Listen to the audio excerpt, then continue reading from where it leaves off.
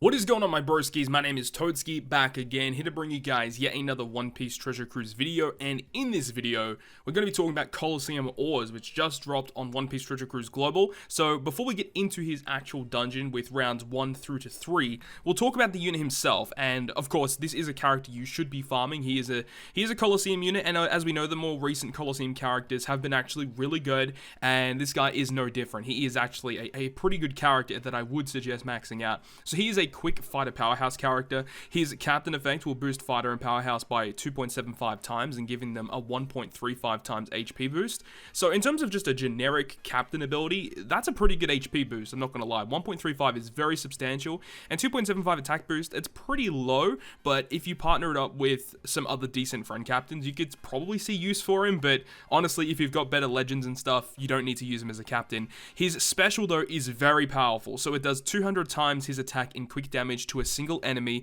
It reduces attack down on your team by 4 turns, reduces all enemies' blue shield defense and damage threshold by 4 turns. And if there are 6 fighters when you launch the special, you will go ahead and extend the duration of your crew's attack boost duration. This is a pretty nice buff to have.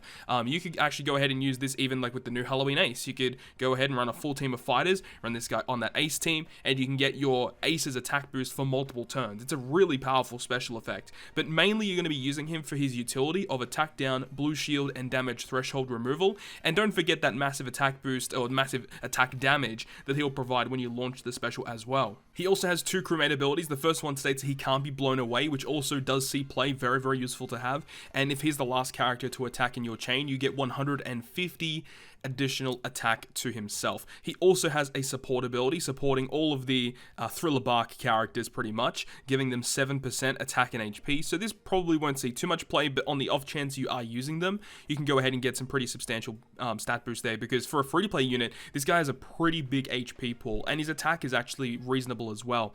And then for his potential abilities, he has a critical hit of 80% chance for 7% additional damage, which is pretty good, again, for a free-to-play unit. And he also has Enrage, giving him 150 additional attack. So overall, this guy, he hits pretty hard, and he's got a really nice utility-based special ability. So yeah, you should definitely be farming him up. So without further ado, let's go ahead and talk about rounds 1 through 3 of Colosseum Oars.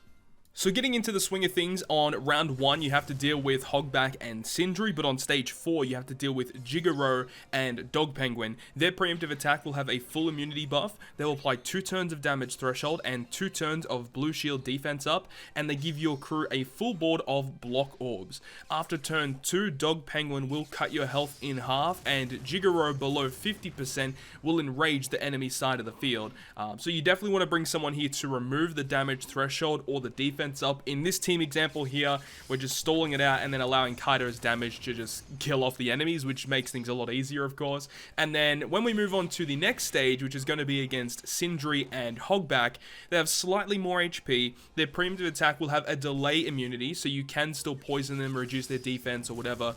They also will special bind all of your characters for 2 turns, which is why I'm bringing Hody Jones here to unbind that as well. Also, you'll get given 4 turns of attack down and 4 turns of despair. Typically you want to be removing that, but of course with Kaido as a friend captain, it's going to make your life a whole lot easier in this fight. Turn 2, Hogback will apply 5 turns of damage threshold, so you definitely want to kill Hogback before that gets activated. And below 20%, Hogback will deal around 70,000 damage to your team. So Hogback is definitely the priority here. Sindri really doesn't do that much on this particular stage, but I'll see you guys on round number 2.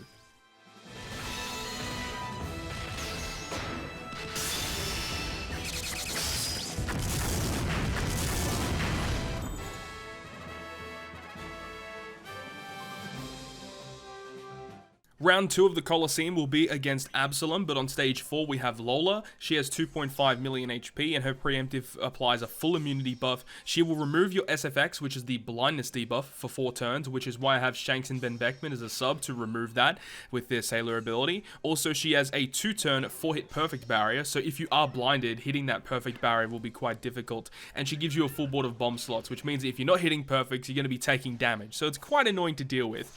And after turn 1, she cuts your your health in half and below 20%, she will go ahead and bind 4 of your characters. But moving on to Absalom, Absalom has 3.5 million HP, and he will have an immunity buff. He'll give you 5 turns of damage threshold. Well, he has 5 turns of threshold on himself. 2 turns of a 1.1 chain lock will be applied to your team, which is why I have Raid Crocodile to remove that.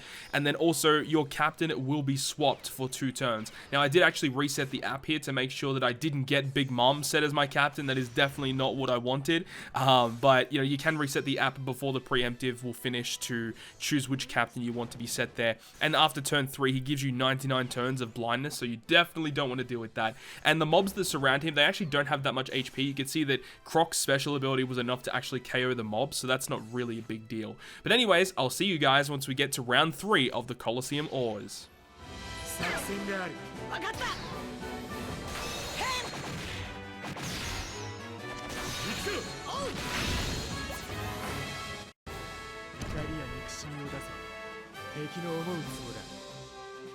So now we make it to round 3. So in round 3, I have 4 different teams for you guys. The first one you guys are seeing here is a Sanji and Judge team. This is probably my favorite team out of all of the ones that you guys will be seeing in this video. This is the one that I'm most likely going to be using to farm with. Perona here on stage 3, she has 2.5 million HP, and she has a delay immunity for 9 turns. 3 turns of normal attacks only will be inflicted to your team, and all of your orbs will be changed to badly matching, and she locks them for 1 turn. So depending on your team composition, you can literally just get a full board of matching orbs there, which is kind of nice.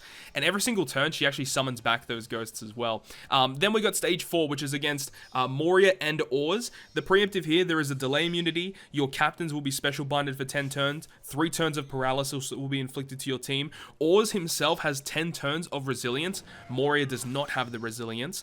Also, they remove your beneficial effects, and they also remove a cumulative damage that you've stored thus far throughout the adventure. After turn 2, and then every 3 turns, Moria will go ahead and special rewind your whole team, and then on turn 3 and every 3 turns, Oars is going to deal a lot of damage to your team. The thing here is that once you actually kill Oars, he's going to give you a 99 turn rate up of strength slots, and for 99 turns, he's going to make strength slots badly matching for your team. So the cool thing about this team is that when we activate the Niji special on this turn, we already have a beneficial orb enable here, so the negative orb enable that Oars would have given us does not activate here, which is kind of nice to have, which means that once we move on to the final boss stage, we get a really high chance for strength orbs, and they're going to be counted as beneficial considering we have Ichiji as a sub here, which makes things a lot easier. But then the final boss stage, this Oars has 28 million HP. He has an immunity buff, 7 turns of bind to your middle right and bottom right characters. He will cut your health by 30%, and he becomes an int character, so you predominantly want to be bringing some powerful Psy characters.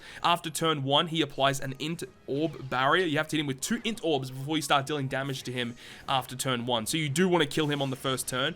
And if you activate any orb changing special, he removes your beneficial effects, and he gives you a full board of badly matching slots. So this guy does a lot of different things, and he is kind of tricky to get around, but there are 2 main characters that I think make your life a whole lot easier for this particular fight. Number 1 is Sanji and Judge. If you have him, your life is so much easier because of their switch ability and their amazing powerful special of a 2x attack and orb booster powerhouse, and the fact that they are Psy as well definitely makes a big difference.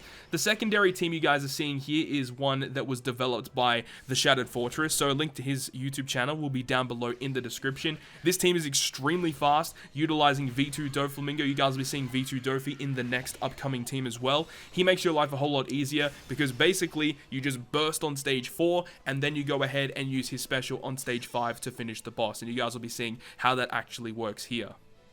So gaining access to Sanji and Judge or V2 Doflamingo makes your life much easier in this particular Colosseum fight. So the next team you guys will be seeing will be a double Legend Kaido team, and as I said, it does also utilize Legend V2 Doflamingo as a sub, bursting on stage 4, and then using his special ability on stage 5. And then the final team of this video, massive shout out to SS Room, link to his YouTube channel will be down below in the description. This guy created a Psy Gear 4 team that was able to beat this particular Colosseum, and it actually works surprisingly well. So I would say if you have the available characters, I would suggest that team, and that does utilize a Halloween Ace as a friend captain, obviously. It does also utilize the brand newly released Rare Recruit Halloween Doflamingo. He is almost essential for the team. I would say he is essential for the team in order for it to work, because of stage 4 having that 10-turn resilience, you need to remove that in some fashion, and that Doflamingo helps out a lot because he can remove all turns of resilience on top of giving you an attack and an orb boost to both fighters and shooters. So that Dofi is actually really, really good for this particular Colosseum fight. But that is going to wrap up this video. Hopefully you guys enjoyed this one. As I said, stick around for the rest of the teams if you guys want to see them. Hopefully you guys enjoyed the video, and if you guys did enjoy it, make sure you go ahead and leave a like. And if you want to stay up to date with all of the content that I post, including more One Piece Treasure Cruise content, make sure to hit the subscribe button down below. But other than that, guys, I will see you guys within the next video.